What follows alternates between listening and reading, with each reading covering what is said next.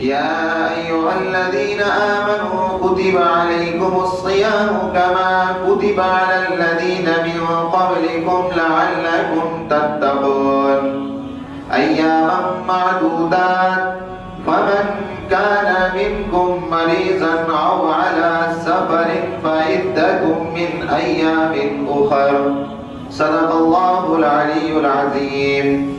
وقال النبي صلى الله عليه وسلم من صام رمضان إيمانا واحتسابا أغفر له ما تقدم من ذنبه أو كما قال عليه الصلاة والسلام. وقال النبي صلى الله عليه وسلم قال بني الإسلام على خمسة شهادة أن لا إله إلا الله محمد رسول الله وإقام الصلاة وإيتاء الزكاة وصوم شهر رمضان والحج أو كما قال عليه الصلاة والسلام. اللهم صل على محمد وعلى آل محمد كما صليت على إبراهيم وعلى آل إبراهيم إنك حميد مجيد. اللهم بارك على محمد وعلى آل محمد كما باركت على إبراهيم وعلى آل إبراهيم إنك حميد مجيد. معزز سامعین اکرام، بزرگان دین، ابھی آپ حضرات کے سامنے میں نے قرآن کریم کی آیت کا ایک ٹکڑا پیش کیا اور نبی کونین صلی اللہ علیہ وسلم کی 2 احادیثیں پڑھی. انشاءاللہ اسی آیت کریمہ کی روشنی اور احادیث نبوی کی روشنی میں گفتگو کرنے کی کوشش کروں گا. اللہ تبارک و تعالی سے دعا کریں کہ اللہ تبارک و تعالی ہمیں اس احادیث و قرآن کی روشنی میں حق گوئی کرنے کی توفیق مرحمت فرمائے اور تمامی حضرات کو اس پر عمل پیرا ہونے کی بھرپور توفیق مرحمت فرمائے.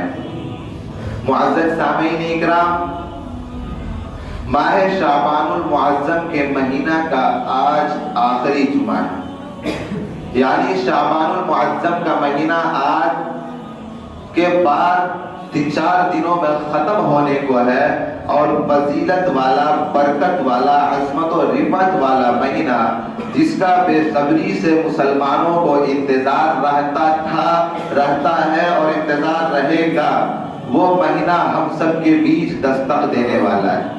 بس چند دنوں کے بعد وہ خوشی کی گھڑی، وہ برکت و عظمت والا مہینہ ہم سب کے درمیان آ جائے گا. لیکن کیا نبی کریم صلی اللہ علیہ وسلم نے جس حساب سے ہمیں رمضان کی تیاری کرنے کی توفیق مرحمت فرمائی، بتایا، کیا ہم نے کیا؟ اگر نہیں کیا تو ارادہ کریں کہ یہ چند دن جو بچے ہوئے ہیں اس میں ہم بھرپور رمضان کی تیاری کرنے کی کوشش کریں گے، اور جنہوں نے تیاری کر لی تو الحمدللہ اللہ کا شکر ادا کریں کہ رمضان کی تیاری کر لیں. رمضان کی تیاری کیسے کرنی ہے؟ کیا ہمیں اچھے کھجور گھر میں لا کر کے رکھنا ہے؟ کیا ہمیں راشن کا انتظام کر لینا ہے؟ ہم نے راشن کا انتظام کیا، ہم نے دودھ کا انتظام کر لیا، ہم نے کھانے پینے کی اگر دیگر چیزوں کی ضرورتوں کو پوری کر لی، انتظام کر لیا، تو معاف کیجیے گا یہ ہم نے کھانے کا انتظام کیا، ہم نے رمضان کا انتظام نہیں کیا. ہم نے کھانے کا انتظام تو کر لیا لیکن رمضان کا انتظام نہیں کیا. پیارے نبی صلی اللہ علیہ وسلم کی پیارے دیوانوں، آقا دو عالم صلی اللہ علیہ وسلم نے ارشاد فرمایا کہ رمضان کا مہینہ جب آئے تو رمضان کا مہینہ عبادت کرنے کا مہینہ ہے، اللہ تبارک و تعالیٰ کو راضی کرنے کا مہینہ ہے. ہاں ٹھیک ہے، اللہ نے آپ کو عنایت کیا ہے، آپ اچھا کھائے بھی، اچھا پکائے بھی، لیکن غریب غربا مسکین کا بھی اس میں حصہ نکالے اور خالص اللہ کی عبادت کے لیے اپنے وقت کو صرف کریں. رمضان کا مہینہ اسی لیے آتا ہے.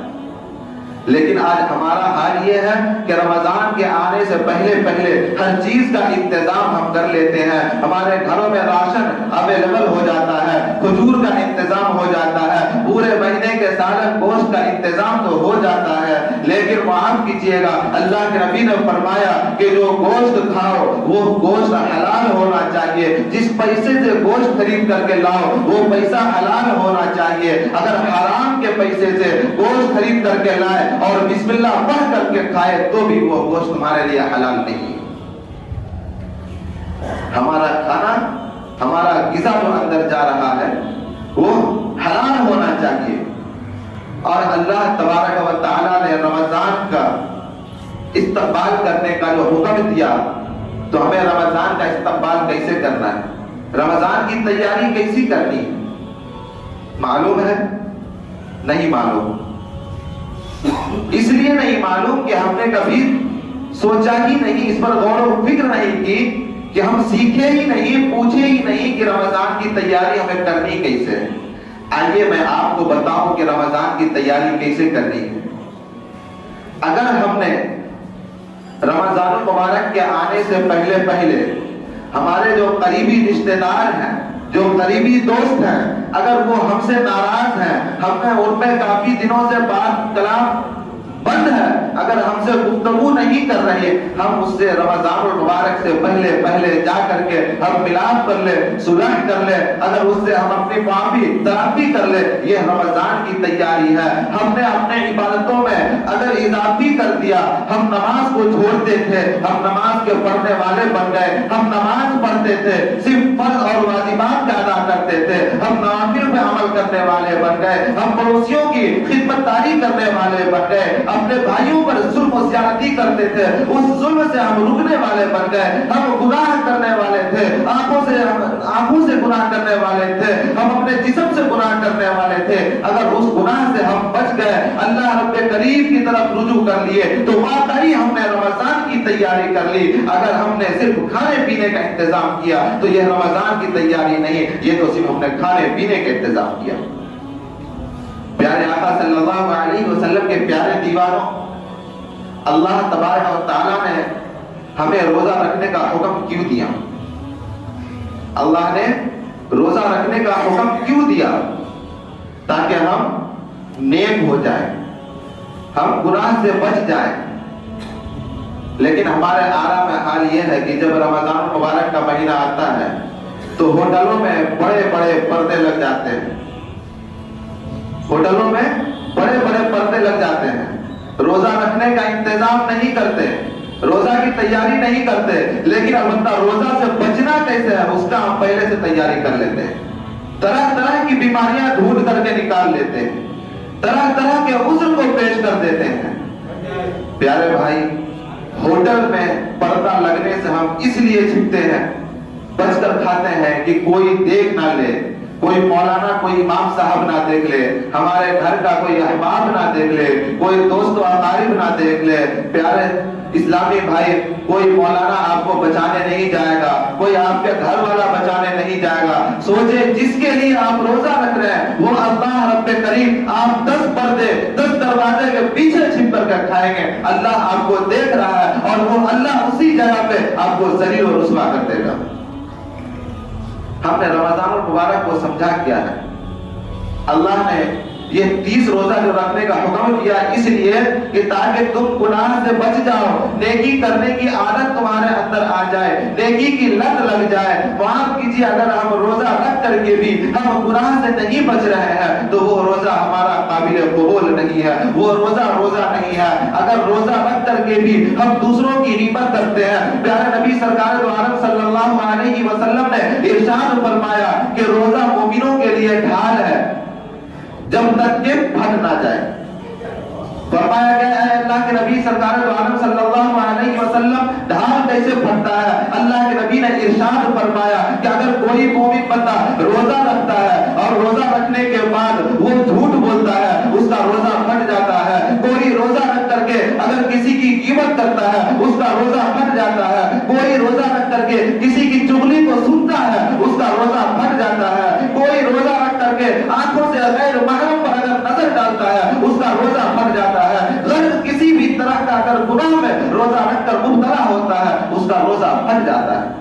اب وہ روزہ کوئی ہمارے کام کا نہیں، وہ روزہ رہنا نہیں، بلکہ وہ صرف ایک دکھاوا، ہم نے بھوکا رہا، اس سے کوئی فائدہ نہیں۔ اگر ہمارے دلوں میں یہ بات آتی ہے کہ ہم نے روزہ رکھا ہے، ہم ارادہ کرتے ہیں کہ آئندہ میں زناکاری نہیں کروں گا، میں گناہ نہیں کروں گا، میں شراب نہیں پیوں گا، میں پڑوسیوں کے خلاف کچھ اپنی زبان سے نہیں نکالوں گا، میں اپنے بھائیوں کے حقوق کے ادا کروں گا، میں اپنے بہنوں کی وراثت کو ادا کروں گا، میں اپنے گھروں میں ظلم نہیں کروں گا، میں اپنی بیویوں کے چہرے پر تھپڑ نہیں لگاؤں گا، میں اپنے بچوں پر ظلم نہیں کروں گا، پڑوسی کے حقوق کو ادا کروں گا، غریب مسکین یتیم جو ضرورت مند ہے ان کی ضرورتوں کو پورا کروں گا، تو وہ روزہ واقعی میں روزہ ہے، وہ روزہ ہمارا قابل قبول ہے کہ اس روزے سے ہم نے گناہوں سے بچا، اس روزے سے ہم گناہ سے بچ کر کے ہمیں جس طرح کا تیاری کرنی تھی، ہم نے اس روزے کے ذریعے اللہ رب کریم کے حکم کو مانا، اور اللہ رب کریم کے جس طرح سے حکم تھا اس حکم کے تابع ہو کر کے ہم نے روزہ کو رکھا، وہ روزہ ہمارا قابل قبول ہے، وہ روزہ ہمارے لیے آخرت میں بخشش کا ذریعہ ہے، نجات کا ذریعہ ہے، وہ روزہ ڈھال ہے۔ اگر اس کے برعکس ہم نے روزہ رکھا تو یقین مانیے کہ وہ روزہ ہمارا روزہ نہیں رہا۔ لیکن آج معاملہ یہ ہے کہ ہم روزہ رکھتے ہیں لیکن ہم نے قرآن سے دوری بنا لیا، روزہ رکھے پھر بھی ناپ تول میں کمی کر رہے ہیں، روزہ رکھ کر ایک بھائی دوسرے بھائی کی غیبت کر رہا ہے، روزہ رکھ کر کے ایک بھائی دوسرے کی غیبت کو سن بھی رہا ہے، ایک بھائی دوسرے کے برعکس بول رہا ہے، ایک نوجوان بندہ اسی نگاہ سے جس نگاہ سے ہمیں قرآن کریم کو دیکھ کر پڑھنا چاہیے تھا غیر محرم پر نظر ڈال رہا ہے۔ کہاں ہے روزہ؟ وہ روزہ ہمارا کہاں ہوا؟ اللہ تبارک و تعالی نے قرآن میں فرمایا یا ایھا الذین آمنوا کتب علیکم الصیام کما کتب علی الذین من قبلکم لعلکم تتقون۔ اے ایمان والو، اے ایمان والو، مخاطب کیا جا رہا ہے؟ اے ایمان والو۔ ایمان والا کون؟ ہم اور آپ، پیارا آقا صلی اللہ علیہ وسلم کی امت۔ اے ایمان والو، تم پر روزہ فرض کیا گیا ہے۔ جو لوگ کسی عذر کو پیش کر کے روزہ نہیں رکھتے ہیں، چھوٹی موٹی عذر کو وہ کان کھول کر کے سن لیں، قرآن کہہ رہا ہے تم پر روزہ فرض کیا گیا ہے، تم کو روزہ رکھنا ہوگا، جیسا کہ پہلی امتوں پر فرض کیا گیا تھا، لعلکم تتقون، تاکہ تم تقوی اختیار کرنے والے بن جاؤ۔ کس کے لیے؟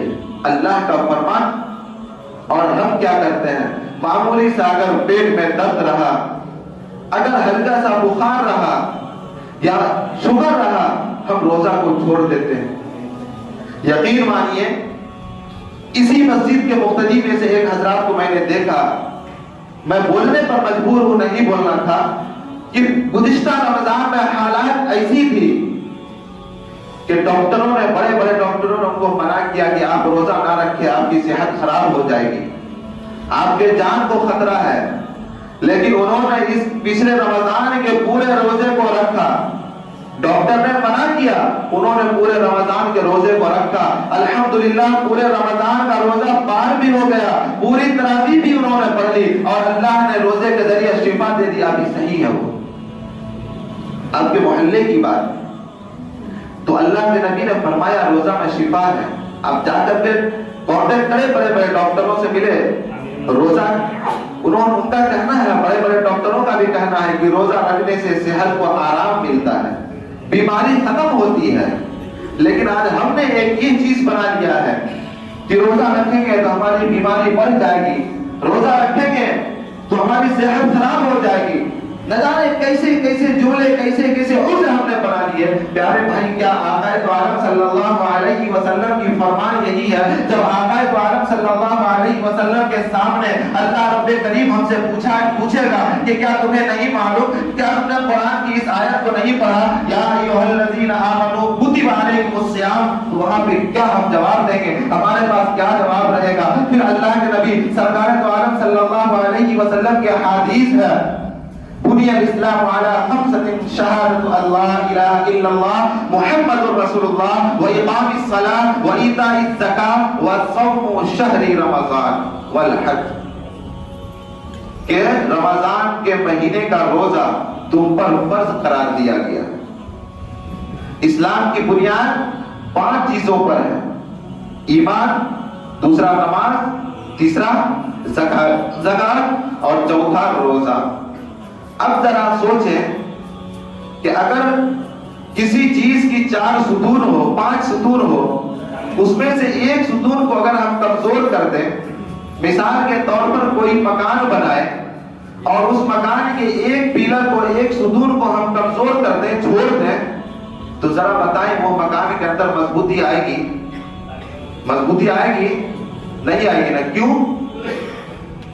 क्यों नहीं आएगी? क्योंकि हमने एक पिलर को छोड़ दिया। जब उस पिलर को अगर हम अच्छे से ढालते तो उस मकान के अंदर मजबूती आ जाती और उस मकान अवेलेबल रहने के लायक होता, लेकिन हमने उस सुतून को छोड़ दिया, उस पिलर को छोड़ दिया, इसलिए वो मकान के अंदर मजबूती नहीं आई। ठीक यही हाल है कि इस्लाम की बुनियाद 5 चीजों पर है, उसमें एक रोजा भी है। अगर रोजा को हमने छोड़ दिया, चाहे किसी भी वजह से, किसी भी बहाने से, तो वो रोजा फिर हमारा कमजोर हो जाएगा, इस्लाम हमारा कमजोर हो जाएगा। हम इस्लाम के बरअक्स चल करके इस्लाम को कमजोर करने वाले में मेरा नाम आ जाएगा, और जो इस्लाम के कमजोर करने वाला हो जाए, जिसका नाम इस्लाम के बरअक्स में आ जाए, वो मोमिन नहीं हो सकता। फिर उसकी पकड़ अल्लाह के यहाँ बहुत सख्त है।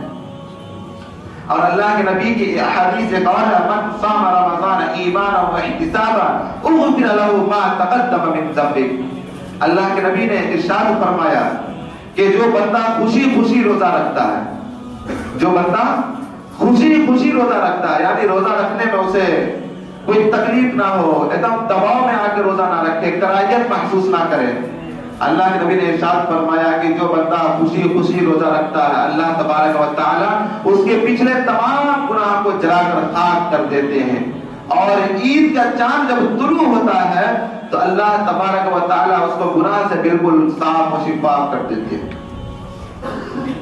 लेकिन हमारा हाल ये है कि रमजान मुबारक के महीने में सबसे बुरी चीज जो लत है कि रमजान में हम गुनाह से नहीं बच रहे। हमें सोचने की जरूरत है, फिक्र करने की जरूरत है कि रमजान में हम गुनाह से कैसे बचें, और पूरे रमजान मुबारक के महीने का रोजा कैसे रखें, और रोजा को रोजा की तरह रखें, सिर्फ भूखे प्यासे ना रहे, कुछ नहीं मिलने वाला। अल्लाह के नबी सरकार आलम सल्लल्लाहु अलैहि वसल्लम ने इरशाद फरमाया कि अल्लाह मैदान महशर में अपने बंदे से एक बंदे को खड़ा करेगा और पूछेगा, ऐ बंदे तूने रोजा क्यों नहीं रखा? वो बंदा कहेगा, ऐ अल्लाह मैं तो रोजा रखा। कहा ना तुमने रोजा नहीं रखा। वो कहेगा, यकीन ना हो तो मेरे घर वालों से, मेरे माँ बाप से, मेरे रिश्तेदारों से पूछ लो, मैं रोजा रखा। अल्लाह तबारक व तआला फौरन कहेंगे, ऐ मेरे बंदे क्या तुमने जब रोजा रखा तो तकवा इख्तियार किया कि नहीं किया? क्या तुम रोजा रखने के बाद झूठ नहीं बोले? क्या तुम रोजा रखने के बाद कुछ गलत चीज को, किसी गलत अल्फाज को कान से नहीं सुने? क्या रोजा रखने के बाद गलत कदम नहीं उठाए? क्या रोजा रखने के बाद तुम अपनी जबान से गलत गुफ्तगू नहीं की? क्या रोजा रखने के बाद तुमने आंखों से गलत नहीं देखा? अब वो बंदा कहेगा, ऐ अल्लाह मैं नहीं देखा, मैंने कोई गुनाह नहीं किया। अल्लाह फौरन हुक्म देगा, उस बंदे का जो जिस्म है, पार्ट है, वो बोल उठेगा, ऐ अल्लाह ये बंदा रोजा के हालत में गलत कदम चला था। ऐ अल्लाह ये बंदा रोजा रख करके किसी को थप्पड़ लगाया था, जुल्म किया था, ऐ अल्लाह आंखों से जिना किया था। अल्लाह कहेंगे, ऐ बंदे सुन, जिस दिन तूने रोजा रखकर गलत कदम उठाया, गुनाह किया, तूने जिना किया, किसी के ऊपर जुल्म किया, उसी वक्त मैं तेरे रोजे को खत्म कर दिया था। क्या हम चाहते हैं कि हमारा रोजा ऐसे ही बर्बाद हो जाए? हम चाहते हैं कि हम दिन भर भूखे रहें और हमें कुछ ना मिले? अगर नहीं चाहते हैं तो इरादा करें कि हम इंशाअल्लाह अच्छे रोजेदार बनेंगे, अच्छे रोजेदार बनेंगे। और अच्छे रोजेदार बनने के लिए क्या करना होगा? सबसे पहले हमें अपने आसपास में जो हमारे गरीब गुरबा है, हमारे पड़ोस में है, यतीम है, मिस्कीन है, उसको देखना होगा कि हमारे घर के आजू बाजू में कितने ऐसे अफराद हैं जो गरीब है, कितने ऐसी बेवाएं हैं जो हमारे घर के बगल में रह रहे हैं, कितने ऐसे यतीम हैं, कितने ऐसे हजरात हैं जिनके घर में सेहत करने के लिए राशन का सामान اویلیبل نہیں ہے، اگر ان کا آپ خیال کرتے ہیں تو ٹھیک ہے، اگر خیال نہیں کرتے ہیں، اگر آپ گھر میں سحر کے وقت بریانی کھا رہے ہیں اور اس بندے کے پاس سحر میں پانی کے علاوہ اگر کوئی چیز اویلیبل نہیں ہے، افطار کر رہا وہ پانی سے، تو یقین مانے وہ روزہ آپ کا روزہ نہیں ہے، وہ روزہ رکھنے سے کوئی فائدہ نہیں ہے۔ ہمارے معاشرے میں آج بہت سے ایسے لوگ ہیں جن کے پاس سحری کا انتظام نہیں رہتا۔ کتنے ایسے بچے ہیں جس کے اسکول کی فیس جمع نہیں ہو رہی، کون خیال کرے گا؟ رمضان کا مہینہ اللہ نے دیا ہے اس لیے کہ تم گناہ سے بچو، نیکی کرو، اور ان لوگوں کا احساس تم کو ہو جو غربت میں اپنی زندگی کو گزار رہے ہیں۔ ہمیں احساس کہاں ہے؟ ہمیں احساس کہاں ہے؟ ہم تو روزہ صرف بھوکے رہ رہے ہیں، 5 وقت کی نماز پڑھے، کاروبار میں گئے، وہی جو عام رسم تھا، اور سب جھوٹ بھی بولے، جھوٹ بول کر اپنے مال کو فروخت کیے، ناپ توڑ میں کمی کیے۔ اس کے بعد ہم دعا کرتے ہیں اللہ ہمارے ملک میں امن و امان سکون عطا فرما، دعا کرتے ہیں نا، ہم دعا کرتے ہیں اللہ ہمارے ملک میں سکون عطا فرما، ہماری دنیا کو آرام بنا۔ کبھی ہم نے سوچا کہ ہماری دنیا کیا ہے اور ہماری دعا میں اثر کیوں نہیں ہے؟ ہم نے کبھی نہیں سوچا۔ ذرا آج میں آپ کو بتاتا ہوں کہ ہماری دنیا کیا ہے۔ ہماری دنیا ہمارے ماں باپ، ہماری دنیا ہمارے ماں باپ، ہماری دنیا ہمارے بیوی بچے، ہماری دنیا ہمارے بھائی بہن، ہماری دنیا ہمارے مسجد کے دوست، ہماری دنیا ہمارے کالج کے دوست، ہماری دنیا ہمارے بازار کے دوست، ہماری دنیا ہمارے ساتھ اٹھنے بیٹھنے والے جتنے بھی ہیں وہ ہمارے رشتہ دار، ہمارے اقارب، یہ ہماری دنیا ہے۔ اگر اس کا خیال ہم نہیں کیے تو یاد رکھیں کہ اللہ تبارک و تعالی ہماری پکڑ فرمائے گا۔ جب ہم اپنی دنیا میں ہم خیر کا معاملہ نہیں کر رہے، ہم اپنی دنیا میں تفرقہ کیے ہوئے ہیں، ہم اپنی دنیا میں ایک دوسرے سے جلن حسد کیے ہوئے ہیں، اور اللہ سے دعا کر رہے ہیں اے اللہ ہمارے ملک میں امن و سکون عطا فرما۔ اللہ سے تو بعد میں، اللہ نے جو اختیار تمہیں دیا ہے اس اختیار کو تو پہلے، جو اختیار اللہ نے دیا ہے اس راستے پر تو چلو صحیح، اپنے حق کو تو پہلے ادا کرو، اپنے پڑوسیوں کی حقوق کو تو پہلے ادا کرو، پھر اللہ سے جب ہم دعا کریں گے کہ اے اللہ ہمارے ملک میں سکون امن و امان عطا فرما، تو اللہ ضرور عطا فرمائے گا۔ آج لوگوں کا معاملہ یہ ہے، وہ یہ کہتے ہیں کہ میں اللہ سے آخرت طلب کرتا ہوں، جنت طلب کرتا ہوں، آخرت کی دعا مانگتا ہوں۔ میرے پیارے بھائی، آخرت میں بھی جب آپ جائیں گے تو اللہ پہلے دنیا کا حساب لے گا، دنیا میں کا حساب لے گا، پوچھے گا کہ تم اپنے ماں باپ کے ساتھ کیسا سلوک کر کے آئے ہو، اپنے بیوی بچوں کے ساتھ کیا تمہارا ویوہار رہا، اپنے پڑوسیوں کے کیا حقوق کو ادا کیے، جو تمہارے ساتھ مسجد کے دوست تھے، کالج کے دوست تھے، بازار کے دوست تھے، اٹھنے بیٹھنے والے تھے، جو رشتہ دار تھے، ان تک تم نے کیا دین کو پہنچایا، اس کے بعد تب تمہیں جنت ملے گا۔ یوں ہی صرف ہم جنت کے لیے لگ جائیں تو ہمیں جنت ملنے والے نہیں، آخرت کے طرفدار بن جائیں تو آخرت ہمیں ملنے والے نہیں۔ وقت کافی ہو چکا ہے، تراویح کے مسئلے سے میں ایک بات عرض کر دوں کہ آج کل ہمارے معاشرے میں، ہمارے کمیونٹی میں ایک سلسلہ چل چکا ہے کہ ہر گھر میں، ہر مکان میں تراویح ہو رہی ہے۔ ٹھیک ہے، ہم تراویح پڑھ سکتے ہیں، گنجائش ہے، لیکن اس مسئلے کو یاد رکھ لیں کہ جہاں مسجد قریب ہے، مسجد قریب ہے، وہاں پر مسجد کے جشن سامنے آزو بازو میں تراویح کرنا صحیح نہیں ہے۔ تراویح کی جماعت سنت علی الکفایہ ہے، ایک جگہ کہیں جماعت ہو گئی سب اس سے بری ذمہ ہو جائیں گے، لیکن تراویح آپ کے اوپر سنت ہے پڑھنا، آپ کو تراویح پڑھنا ہے، سمجھ گئے؟ اب لوگ کا معاملہ یہ ہے کہ گھروں میں پڑھتے ہیں، پڑھ سکتے ہیں، گنجائش ہے، لیکن مسجد کے احترام کے خلاف ہے، کیونکہ مسجد آپ کے گھر سے زیادہ دور نہیں ہے۔ حضرت عمر فاروق رضی اللہ تعالی عنہ تمام چھوٹی چھوٹی جماعتوں کو مسجد میں لا کر اکٹھا ایک امام کے پیچھے جمع کر دیا، صحابہ اکرام رضی اللہ تعالی علیہم اجمعین خوش ہو گئے، اور حضرت علی رضی اللہ تعالی عنہ نے فرمایا کہ عمر نے ہماری مسجد کو رونق بخشی۔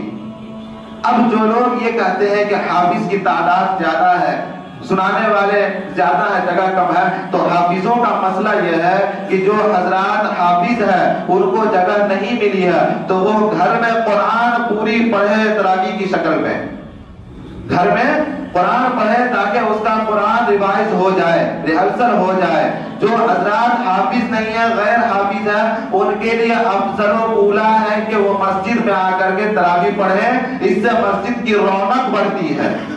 جو حضرات اپنے آرام کے لیے گھروں میں تراویح پڑھتے ہیں، اگر ان کے پاس کوئی عذر نہیں ہے تو ان کے لیے افضل ہے کہ زیادہ ثواب ہے کہ وہ مسجد میں آ کر پڑھیں۔ اور ایک مسئلہ اور خاص طور پر یاد رکھ لیں کہ بہت سی جگہ تراویح کو لے کر کے جماعت سے عشاء کی نماز کا اہتمام بھی کیا جاتا ہے، جہاں غیر رمضان میں جماعت نہیں ہوتی ہے، تو وہ بھی یاد رکھ لیں کہ عشاء کی نماز باجماعت مسجد میں ادا کرنا آپ کے لیے واجب ہے۔ اگر آپ مسجد کو چھوڑ کر کے جہاں پہ تراویح پڑھ رہے ہو وہاں پہ آپ عشاء کی نماز جماعت سے کر رہے ہیں تو نماز تو ہو جائے گی، لیکن وہ ثواب آپ کو نہیں ملے گا۔ اور بہت سارے فقہا نے یہ بھی کہا ہے کہ وہ نماز میں بھی آپ کو گناہ ہے، کیونکہ آپ مسجد کے قریب ہیں لیکن مسجد سے جو ہے آپ دخل اندازی کر رہے ہیں، مسجد کے برابری میں آپ جا رہے ہیں، تو نماز تو ہو جائے گی لیکن وہ بھی گناہ ہے۔ تو اس کا خاص خیال رکھیں کہ بہتر افضل و اولا ہے کہ آپ مسجد میں آ کر کے تراویح ادا کریں، اور پھر بھی اگر آپ گھر میں پڑھ رہے ہیں تو آپ جماعت سے آ کر کے نماز کم سے کم پڑھ لیں، اس کے بعد آپ جا کر کے تراویح پڑھیں۔ اللہ تبارک و تعالیٰ سے دعا کریں کہ اللہ تبارک و تعالیٰ تمام کہیں سنی ہوئی باتوں پر عمل پیرا ہونے کی توفیق مرحمت فرمائے۔ وآخر دعوانا ان الحمد